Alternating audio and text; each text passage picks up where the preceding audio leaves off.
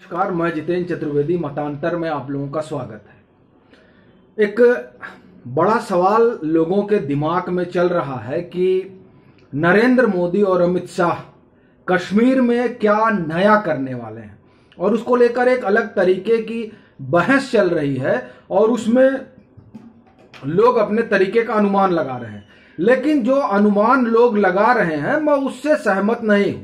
सबसे पहली चीज जो लोग कह रहे हैं कि ये सर्वदलीय बैठक बुलाई गई है, उस सर्वदलीय बैठक में इस पर बात होगा कि परिसीमन हो, चुनाव हो, और इसको राज्य का दर्जा कब दिया जाए। ये सारी चीजें, इन सारी चीजों, इन बातों के लिए उनको बुलाया जा रहा है और इसके लिए गुपकार समूह से बात किया जा रहा है, जो हमेशा से धारा 370 के पक्ष में खड़ा रहा है कि उसको फिर से लागू किया जाना चाहिए।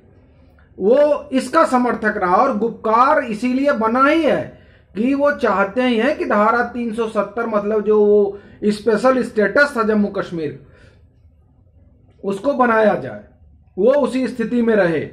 और आप देखिए किस तरीके से जब दिग्विजय सिंह ने 370 पर बात की उस क्लब हाउस चैट में, तो फारूक अब्दुल्ला का सबसे पहले बयान आया था, जी एकदम दिग्विजय सिंह ठीक कह रहे हैं। तो ये स्पष्ट आप जान लीजिए, और मुझे लगता है इसमें स्पष्टता है भी। लोग अपने तरीके से अनावश्यक की कयासबाजी कर रहे हैं। वो ये कि जो लोग डेमोक्रेटिक प्रोसेस में भरोसा नहीं रखते हैं, उनको, हमको नहीं लगता है कि कभी प्रधानमंत्री बुलाएंगे बातचीत की टेबल पर। मसला बातचीत की टेबल पर बुलाने का मुझे नहीं लगता कि परिसीमन और राज्य का दर्जा देने का है। ये मेरी अपनी समझ कहती है। और ये जो समझ कह रही है, उसके लिए मैं आपको पीछे लेकर चलता हूं। जब जम्मू कश्मीर में बड़ा निर्णय होना था, तो किस तरह के घटनाक्रम वहां बदल रहे थे, उस घटनाक्रम को हम पहले आपको बताते हैं, फिर अभी जो चल रहा है उस पर हम आते हैं।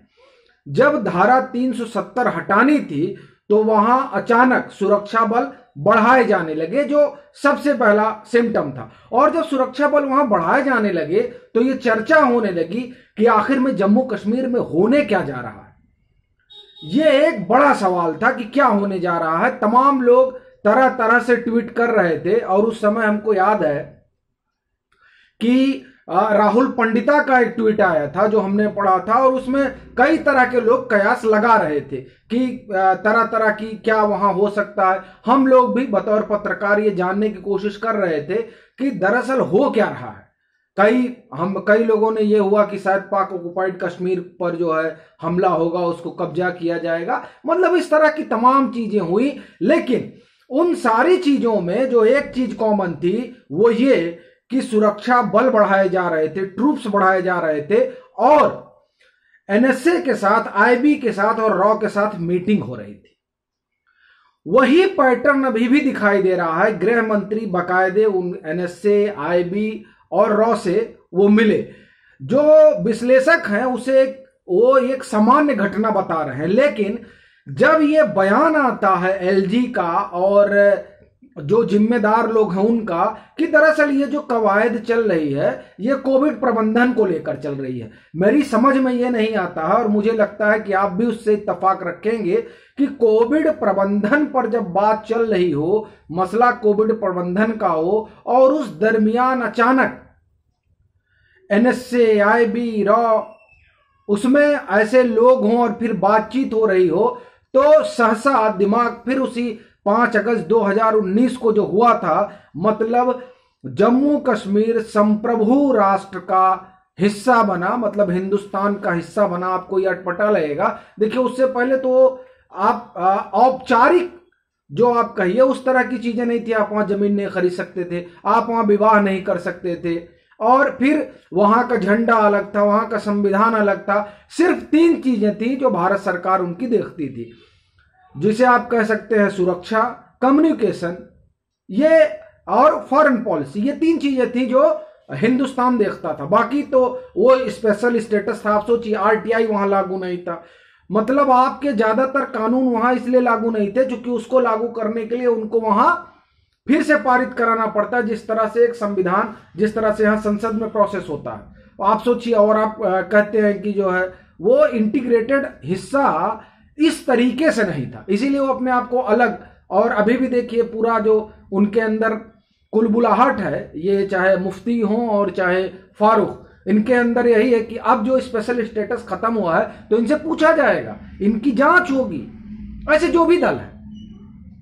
तो कहने का अपना मतलब यह है कि 5 अगस्त 2019 को यह हिंदुस्तान का हिस्सा बना, और उसके बाद से जब हिंदुस्तान का हिस्सा बना तो वहां पर व्यवस्था को सुव्यवस्थित करने के लिए, क्योंकि बड़ी अव्यवस्था थी वहां, उसे व्यवस्थित करने के लिए यूनियन टेरिटरी बनाई गई। और एक तो लद्दाख का हिस्सा हो गया यूनियन टेरिटरी और दूसरा हो गया जम्मू एंड कश्मीर। एक बात यह चल रही है कि कहीं ऐसा तो नहीं कि कश्मीर को भी यूनियन टेरिटरी बनाया जाएगा। हमको लगता है कि यूनियन टेरिटरी उसको बनाने के लिए सर्वदलीय बैठक बुलाने की जरूरत नहीं है, यह प्रशासनिक निर्णय है, यह लिया जा सकता है। क्योंकि जब धारा 370 हट गई तो अब कौन सा वहां पर जो है इसको लेकर उनसे बातचीत करनी होगी। मुझे नहीं समझ में आता कि ऐसी कोई बातचीत है इसको लेकर। अब सवाल यह है कि बातचीत क्यों उनको बुलाया गया है, यह एक बड़ा मसला है।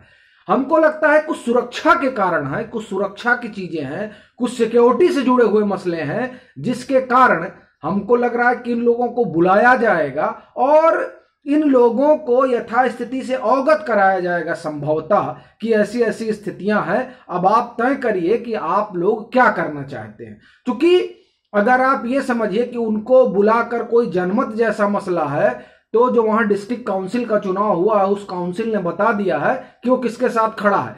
अगर डिस्ट्रिक्ट काउंसिल के चुनाव में भाजपा की स्थिति बुरी हो जाती और ये जो गुपकार समूह है ये बहुमत में आता, तब समझ में आता कि हाँ स्थितियां कुछ गड़बड़ है। लेकिन लोकल स्तर पर जो वहां जिसे डिस्ट्रिक्ट काउंसिल का चुनाव कहा गया और जो वाकई में पंचायत का चुनाव था, उस चुनाव में जिस तरीके से भाजपा का एक अपना हिस्सा आया और जिस तरीके से गुपकार को वोट मिला, मतलब ऐसा नहीं है कि भाजपा को वहां खारिज किया गया हो, तो इसका मतलब ये हो, और ना वहां लोगों ने डिस्ट्रिक्ट काउंसिल चुनाव को खारिज किया। इससे एक चीज स्पष्ट होती है कि चुनावी प्रक्रिया में वहां की जो आम जनता है वो पूरी तरह से रुचि और दिलचस्पी रखती है। तो उसके लिए इनको बुलाकर परिसीमन पर क्या चर्चा करनी है हमको समझ में नहीं आता। और अगर ऐसी कोई चर्चा है, इस तरह की अगर कोई चर्चा होती, तो जिस तरीके से वहां अभी तो सेना जा रही है, सेना हमने कहा सुरक्षा बल बढ़ाए जा रहे हैं, जिस तरह की खबरें हैं, तो ये परिसीमन के लिए कि परिसीमन पर बातचीत करनी है तो एक बार परिसीमन पर बातचीत होगी जैसा कि लोग कह रहे हैं, फिर उसके तो वो तो एक लंबा प्रोसेस है, उसमें आज ही या उसको अब स्टेट का आज ही दर्जा देने जा रहे हैं, इसलिए वहां पुलिस भेजी जा रही है। हमको मतलब सुरक्षा बल, पुलिस न कहिएगा, सुरक्षा बल। हमको ऐसा लगता है कि कुछ वहां सुरक्षा से जुड़े मामले हैं जिसमें ये जो गिलगिस्तान बाल्टिस्तान ये सब भी कुछ मसला हो सकता है। या एक चीज ये भी हो सकती है कि वहां के जो अलगाववादी संगठन है और जो अप्रासंगिक होते नजर आ रहे हैं, पूरी तरह से नजर क्या रहे हैं, अप्रासंगिक हो चुके हैं, वो जो अप्रासंगिक हो चुके हैं और जिस तरह से वहां पर ऑपरेशन चला है, तमाम जो आप कहिए कि जो एक आतंक वादियों की एक नई पौध वहां खड़ी हो रही थी, जिसके अगुआ बुरहान वानी बने हुए थे, तो वो जिस तरह से वहां पर एलिमिनेशन हुआ है, उसके बाद से अगर वहां कोई इस तरह का इन्फिल्ट्रेशन हो रहा हो अंदर खाने, और या वहां पर इस तरह की कोई गतिविधि चल रही हो, देखिए जो वहां के एलजी हैं वो बहुत एक्टिव हैं और वो जिस तरह से लोगों से मिलजुल रहे हैं, आते जाते हैं, आवाम से जो जानकारी लेते हैं, देखिए वहां आवाम, अगर आप आवाम का अगर भरोसा हो गया दिल्ली पर, मतलब आप देखिए वहां दिल्ली की हुकूमत कहा जाता, ये कोई नहीं कहता कि क्या कहते हैं भारत सरकार, नहीं, दिल्ली की हुकूमत, वो अपने आप को एकदम अलग मानकर ही चलते हैं। तो जिस तरीके से वो टहल रहे हैं और जिस तरीके से लोगों से मिलजुल रहे हैं, तो संभवतः वहां जो लोग मिलजुल रहे हैं उन्हीं से उनको कुछ जानकारी मिली हो, और वो जानकारी कुछ इस तरीके की हो जिसमें सबको ये बताना जरूरी हो कि आप ये समझ लीजिए कि आपके इलाके में या आपका जो प्रभाव क्षेत्र है या आपसे जुड़े जो लोग हैं वो संभवतः इस तरह की गतिविधियों में संलग्न है या संलिप्त हैं। ये नहीं होना चाहिए। ऐसा हमको जान पड़ता है कि एक ये भी संभावना हो सकती है। लेकिन सब मिला जुला के हमको लगता है कि चुनाव से ज्यादा जरूरी मसला वहां पर सुरक्षा को लेकर है। लेकिन देखिए जो भी है ये ना हम प्रेडिक्ट कर सकते हैं और ना वो लोग जो सूत्रों के हवाले से दावा करते हैं कि ऐसा होने वाला है या वैसा होने वाला। वो इसलिए चूंकि नरेंद्र मोदी और अमित शाह को प्रेडिक्ट करना अपने आप में समझिए टेढ़ी खीर है। क्योंकि ये जो निर्णय लेते हैं इनके निर्णय सिर्फ यही जानते हैं और जब ये ले चुके होते हैं तब लोगों को पता होता है। मैं ऐसे आपको कई उदाहरण दे सकता हूं। नोटबंदी के बारे में किसी को नहीं पता था, जब प्रधानमंत्री आए राष्ट्र को संबोधित किए तब बात बाहर निकली। किसी को पता होने का मतलब यह है कि बात जिस तरह से और सरकारों में लीक हुआ करती थी अब यहां लीकेज नहीं है। आप देखिए कहां कौन मुख्यमंत्री बनेगा, ये हम ये कहेंगे कि अखबार और हम जैसे पत्रकार चलाते रहते हैं, लेकिन होती चीजें उससे अलग है। तो दरअसल क्या होने जा रहा है ये प्रिडिक्शन करना, क्या चल रहा है नरेंद्र मोदी और अमित शाह के दिमाग में, ये बताना किसी के लिए सहज नहीं है। इसलिए हमको ये लगता है कि जो सारी चीजें चल रही हैं उसमें मैं भी हूं, जो मैं सुरक्षा की बात कर रहा हूं, हो सकता है वो भी ना हो सकता है कि चुनाव का भी मसला ना हो सकता है, परिसीमन का भी मसला ना हो। अब सवाल यह है कि फिर मसला कौन है। दरअसल यही तो चौंकाने वाली बात है, इसीलिए उनके निर्णय हमेशा सबको चौंका देते हैं। तो हमें लग रहा है कि एक बार फिर जो 24 जून को होगा उसके बाद से एक बार फिर कोई चौंकाने वाला निर्णय होगा। क्योंकि 5 अगस्त 2019 को जब सदन में अमित शाह ने बोलना शुरू किया है तो आप समझिए कि सब स्तब्ध थे। एक स्तब्ध इस बात से थे कि जो निर्णय बरसों पहले लिया जाना चाहिए था वो निर्णय लेने का दमखम अमित शाह, मतलब आप ये कहें नरेंद्र मोदी की सरकार ने दिखाया। और बतौर गृह मंत्री उन्होंने इस तरह का निर्णय अमित शाह ने सदन के पटल पर रखा। और देखिए कि गजब के जुझारू हैं, उन्होंने राज्यसभा में रखा। राज्यसभा वो उनकी भी यही इच्छा थी कि दरअसल जो कुछ होना है राज्यसभा में हो जाए, यहीं से इसको पास कराना है। क्योंकि लोकसभा में तो हमारे पास बहुमति है, ज्यादा टेढ़ी खीर वहां पास कराना है। और वहां आप उसकी एक और पॉलिटिक्स थी, वहां विरोध करने का मतलब होता आप एक्सपोज हो जाते और आपकी जो अपीजमेंट की पॉलिटिक्स है वो एक्सपोज हो जाती। तो वहां पर उन्होंने किस तरीके से वहां वो राज्यसभा क्यों चुने, एक मसला। दूसरा जो उनकी अपनी राजनीति है कि दरअसल आप जो हैं वो जनता के सामने दिखा देना, यही सबसे बड़ी ताकत है अमित शाह की। और नरेंद्र मोदी भी इसी में भरोसा रखते हैं, क्योंकि दोनों को एक दूसरे से अलग करके देखा नहीं जा सकता, कम से कम राजनीतिक रूप में।